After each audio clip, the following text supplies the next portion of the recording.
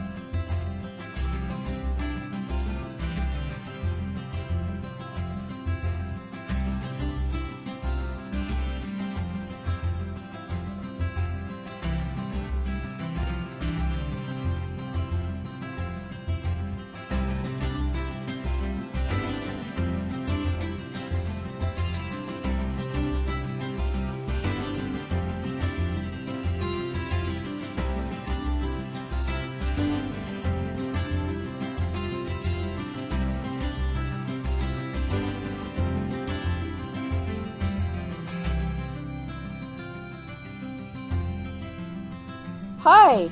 I love cooking, and my hope is you will too. Come join me in my kitchen, and let's have some fun cooking with me, Kimberly. The season of Lent, it's a time for fasting, and it ends with feasting on Sunday. The traditional main course for dinner on Easter Sunday is lamb.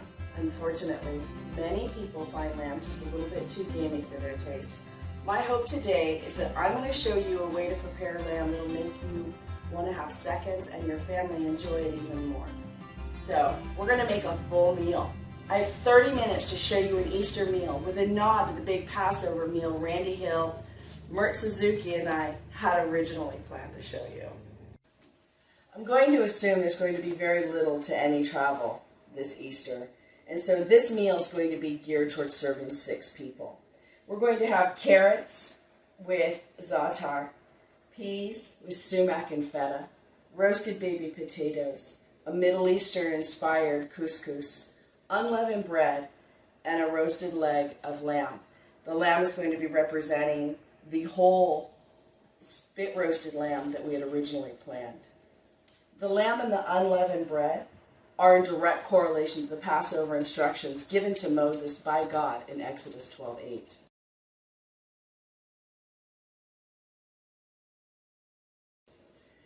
All right then, that's a lot for 30 minutes of instruction, but I know you guys can do it, and I know some of you just want to watch the struggle. You know who you are, and I hope that you do enjoy the show too. Thank you all for your support.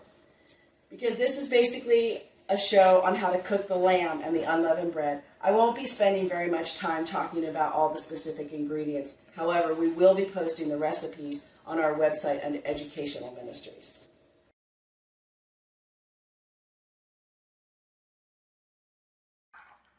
Here's a boneless leg of lamb. I got this one at Costco.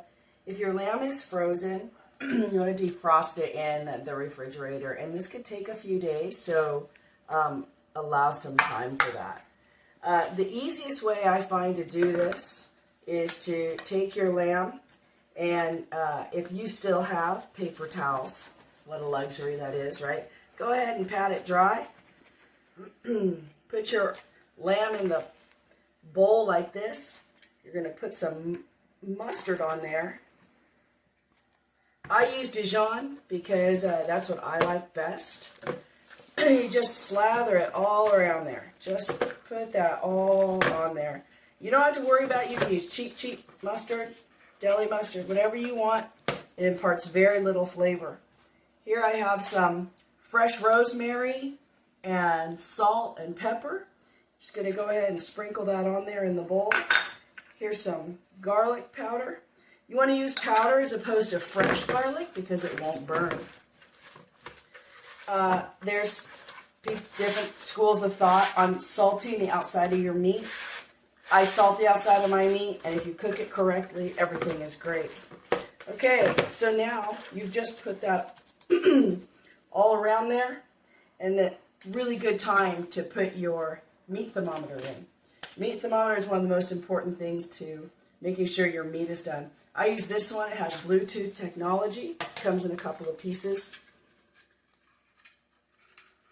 And then you just take it, you put it into the thickest part of the meat without resting in fat. Then you're just going to take this, set it on the counter, put a dish towel over it, and leave it be.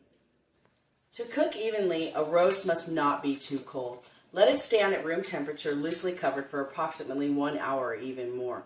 This time can vary depending on the size of your roast, the weather, and whether or not you heat your house. But if your roast is too cold, you will have a very, very rare center and well done ends. If you're only making a roast today, preheat your oven to 450 degrees.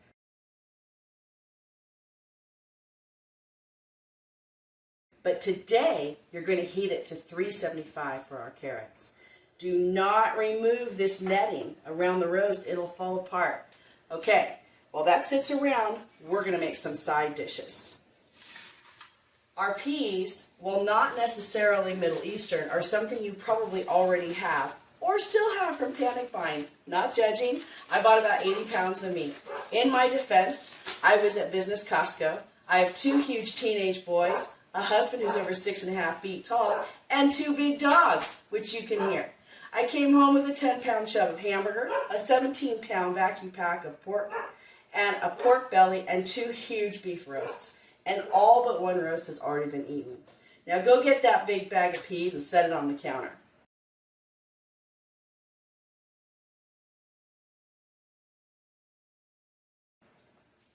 Carrots. How many carrots do you have? Same thing as the peas. Everyone bought them and they last a really long time.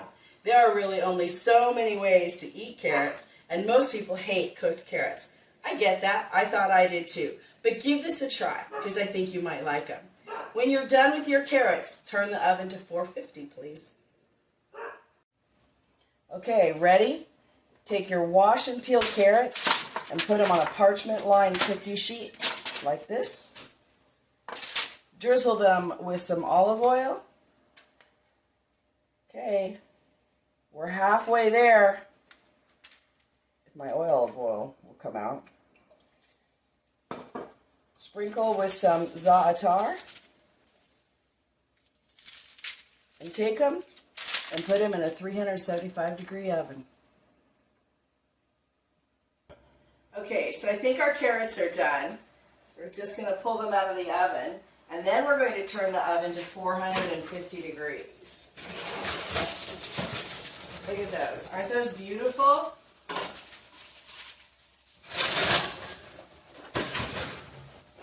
Now the oven, 450, and we're going to put our roast in there.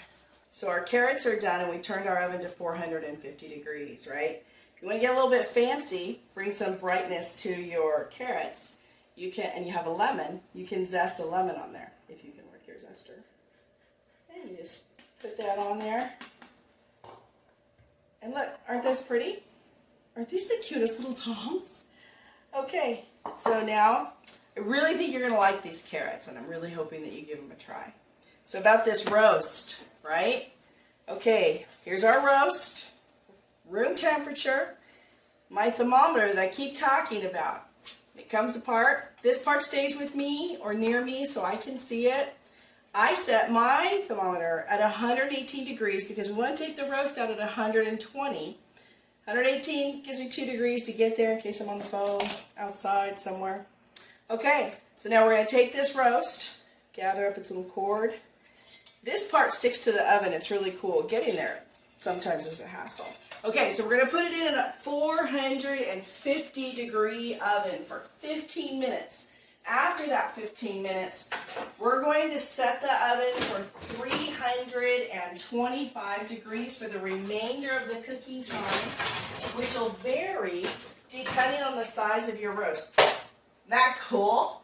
Okay, so if you have a really little roast, it can take an hour. If you have a really big roast, it might take up to 2 hours. Please, please, please do not cook your lamb past medium. Medium rare is the best way to serve lamb. Okay, so I hear that there are people that prefer the reverse sear technique, and if you'd like to look that up, you are more than welcome to do it. There's science on both sides of it. I have used it. I've only done it with beef. I don't know if you want to do it with a lamb. I prefer this method. My family prefers this method.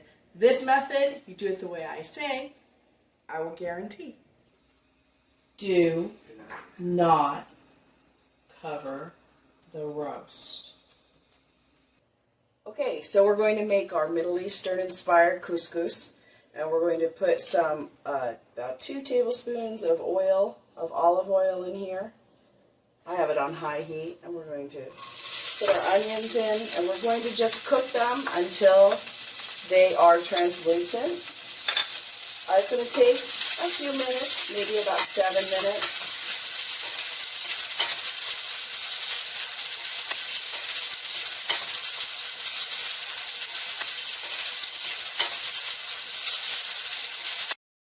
Okay, so our onions are nicely cooked. They're a little bit brown. And at this point, you're going to stir in just a pinch of cinnamon, about a teaspoon of turmeric, about 3/4 of a teaspoon of salt, some coriander, and 2 teaspoons of cumin. Just going to stir this around and let it roast up. Oh, it smells so good right now. You're going to turn this down. See, we're getting a little bit of smoke.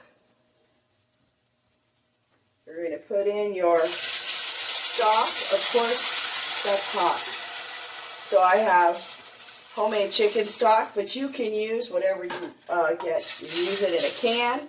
Try and use low sodium if you use a canned chicken broth or stock. You can use turkey. You can use vegetable, whatever makes you happy. You're going to bring this up to a boil.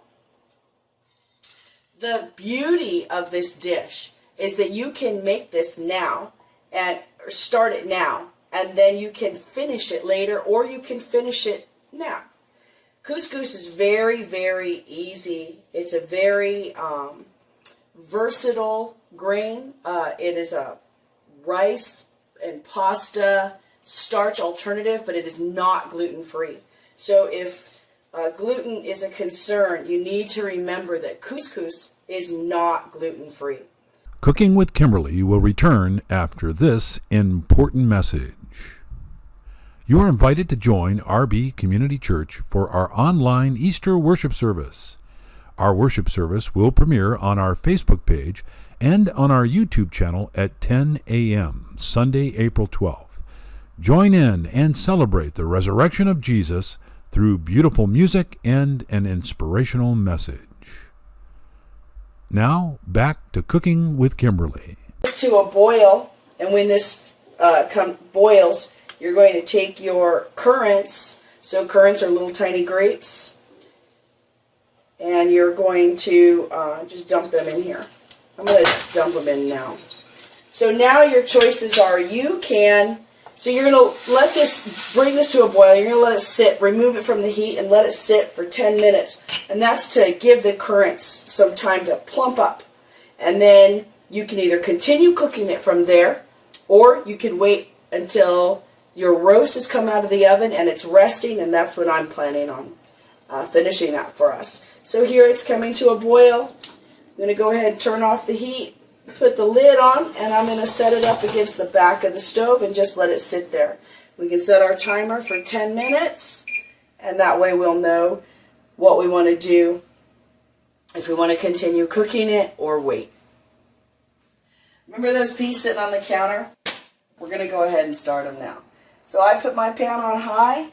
We're going to take some olive oil and a little bit of butter. And we're going to saute some garlic.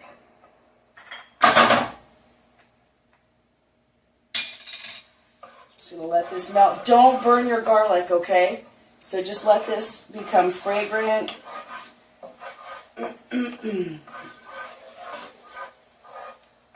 So these peas are really easy.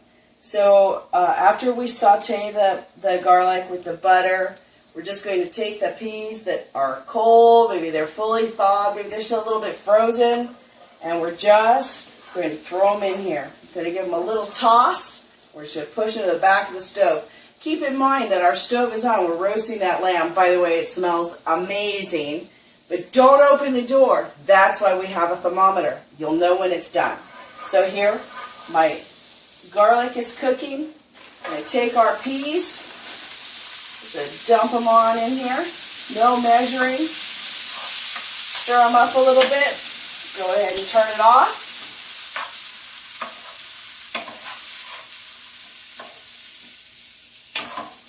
There we go. You're just going to push them to the back of the stove. Put a lid on them if you have that size lid. I'm not sure where my lid is right now. So we're just going to put those to the side, and our couscous is almost ready. Our peas are almost ready. Our carrots are sitting out here. We got potatoes almost done. We are almost ready to serve our dinner. Our roast is finished. Look, 120 degrees. Once you remove your roast from the oven, you need to cover it loosely with parchment paper and aluminum foil. We're going to let it rest for 15 to 30 minutes.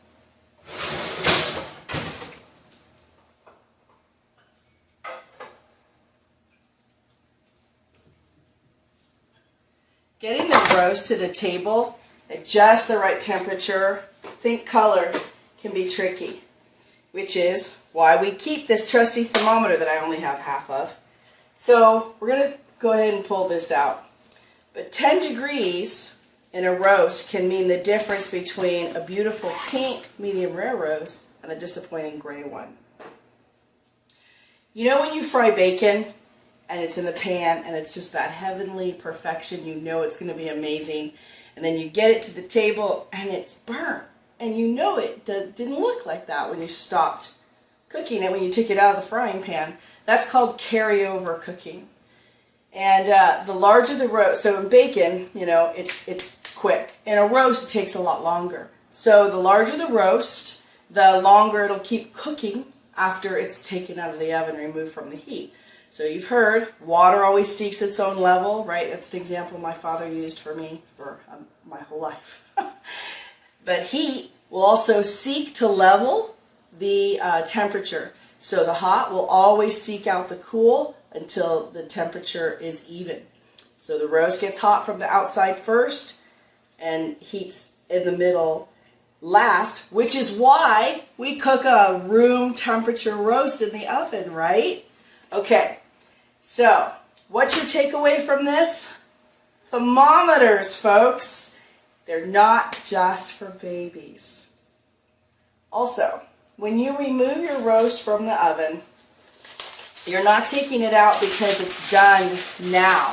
You're taking it out because it will be done once it's done resting. And just like water, temperature will stop rising as it evens itself out, right? So then it will have the reverse effect and it will begin to cool from the outside in. So it's a curve, folks, and you're in charge of this one. About a half an hour before your estimated roasting time ends, start checking your trusty meat thermometer and see what the temperature is, and give you an idea about how much more time you have. Or you can set an alert and let the timer do all the work like I do, because you know me, work smarter, not harder. I have a confession to make.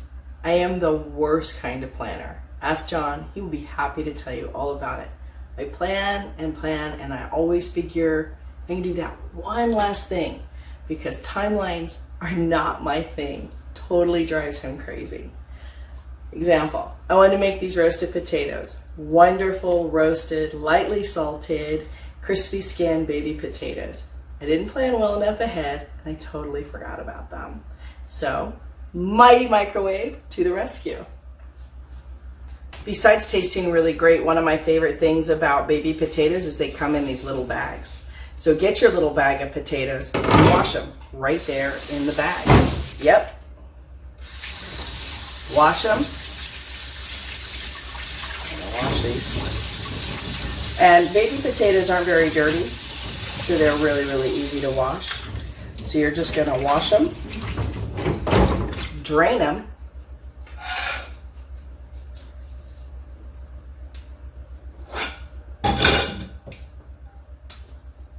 and dump them on a microwave safe plate. You're going to stab them.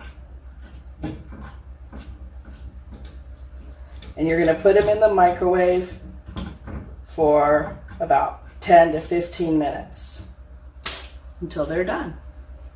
Depends on how many potatoes you have. Okay, so the potatoes are done, and these guys took 13 minutes. So we're just going to take them out, put them on there. This cuts so much time off of your preparation. So now you're going to drizzle these with olive oil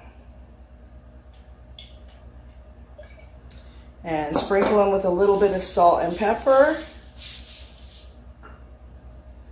And then we're going to put them in the oven at 400 degrees for about 10 minutes until the skins are nice and crispy and they look really done. And depending on where your planning timeline was, you can do this right after you take the roast out of the oven.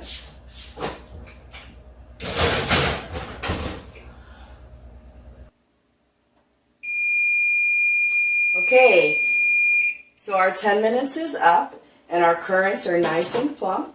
We're going to go ahead and bring our mixture back to a boil. And so once that starts boiling, you're going to take your couscous and you're going to gently stir it in. So anybody that's made grits knows you can't just dump this all in at the same time. So you stir it in. And are you ready? Go ahead and clean off your spoon. Turn it off. Cover it. And we're going to wait another 10 minutes. Okay, so our couscous is done. And see how pretty it looks? And it smells so good. We are done with spoons until serving time for the couscous. If you stir this, you'll make it mushy. So you just scrape it with a fork like this, and you just fluff it up. And then you're going to take some toasted almonds. You can use slivered. I prefer to chop them up, but they're toasted. That's important. Toasted almonds. And again, you just kind of fold them in there. Put some fresh sliced mint in there. And this is something you're going to do right before we bring it to the table. A little bit of lemon for some brightness.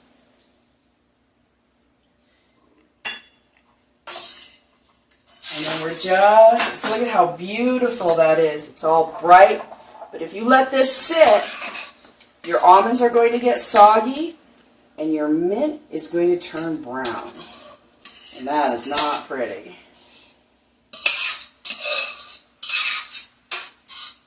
There we go. Now you can definitely use a spoon to serve it. And we're ready to go to the table with this. Last thing, unleavened bread. I love this bread. It's so easy. Honestly, you can make it however you wish. But basically, it's 2 parts flour to 1 part water. Seriously, it's that easy. So, it's kind of a feely thing. The weather and the type of flour that you use might change the amounts of your ingredients just a little bit, but not significantly. 2 cups of flour, 1 cup of water, some salt, half to a teaspoon, some za'atar. You could use herbs, rosemary, seeds, whatever you wish. But today, we're just going to go with salt and za'atar. Now, this bread is really special to me, because this is the part where your kiddos can come in and help you and be with you in the kitchen during this special time. If you have the help, dump all of your ingredients into the bowl simultaneously. The za'atar, some salt, and then just start mixing.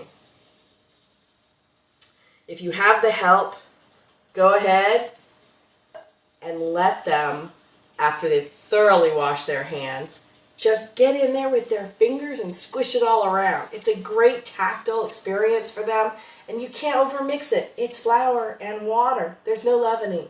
It'll be great. But if you're going to manage this on your own, what's my motto? Smarter, not harder, right? So use your food processor.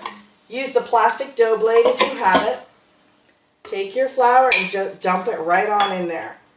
Put your salt and your za'atar and your water. Sometimes I hold back a little bit of the water just in case. The weather, if it's too wet out or anything. So for mine, I have a setting for dough. We put it on there and we're turning it. So if your dough just looks crumbly, then it needs a little bit more water. If it's sticky, it needs some more flour. So this one looks pretty good. If those kiddos just keep mixing it with their little fingers. This one needs a little bit more water. So it'll all pull together and everything will be great. You're going to see how it pulls all together into this one nice big dough ball. Okay, so our dough is ready and it's turned into this beautiful little ball of dough. You can see it's nice and pretty firm.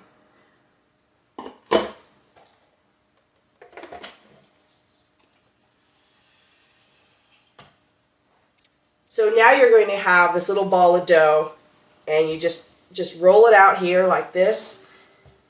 And for all those new homeschooling moms, we're going to do some fractions. Cut your ball in half, cut it in half, cut it in half, cut it in half. So now we've just cut this loaf into eighths, right? And they get to play with their food and then they can eat it. We're going to go ahead and roll these into little balls. That's very helpful when you're trying to press them out. So here's another fun part for the kids. If they're into this, you're going to press this little ball. See if they can keep it in a circle. I missed that. So I've made these before to where I've made huge sheets, great big sheets, and they're a lot of fun. These are going to shrink a little bit after you make them. Okay, so something else, a neat story from the Bible. I don't know if you know this. Bread's mentioned in the Bible over 500 times in some form or another. But the one that always sticks in my mind is the loaves and fishes. And when that little boy had those 2 loaves of bread. Who eats 2 loaves of bread? This was a loaf of bread. So it's something for your kids to think about, something to talk about. It puts something in perspective. Anyway, so back to this bread. So now you just roll these out and don't let them sit on top of each other because they're going to stick all together. I've had it happen. So we're going to cook these on something hot, just really hot. Barbecue, grill, frying pan, whatever you have. So what we're going to use today is this really, really old, well-loved pizza pan, but it's going to work. So we're going to turn this on high, and you're just going to throw these on there, and they only take a few minutes to cook. So some olive oil, a little bit of olive oil, you can spread it on there, a couple of drops, and just flip them. Okay, so as you can see, we've cooked our bread, and it puffs up pretty nicely, even though it's an unleavened bread. And so we're just going to go ahead and take these off. They're pretty hot.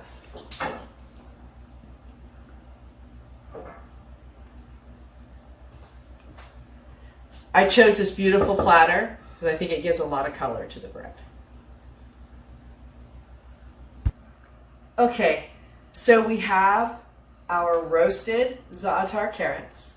We have our peas with feta and sumac. We have our Middle Eastern inspired couscous. We have our baby roasted potatoes. We have our unleavened bread.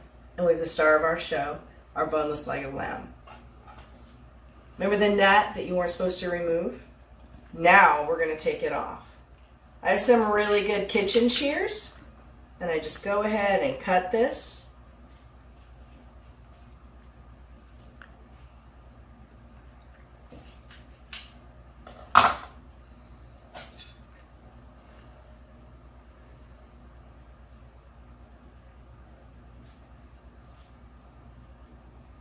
Remember falling apart?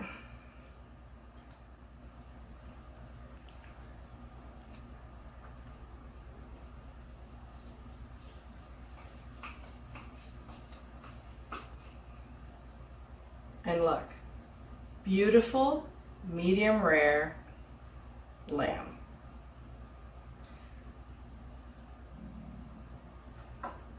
Okay, well folks, we're done. Let's make a plate for Pastor John.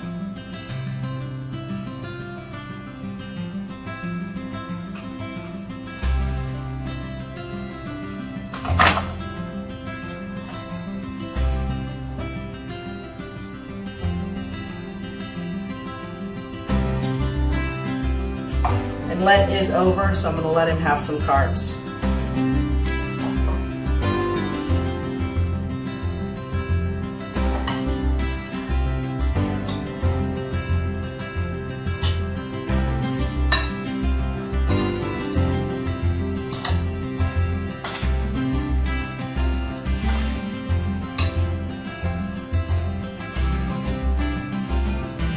Fit all that on there for him. Happy Easter. He is risen indeed.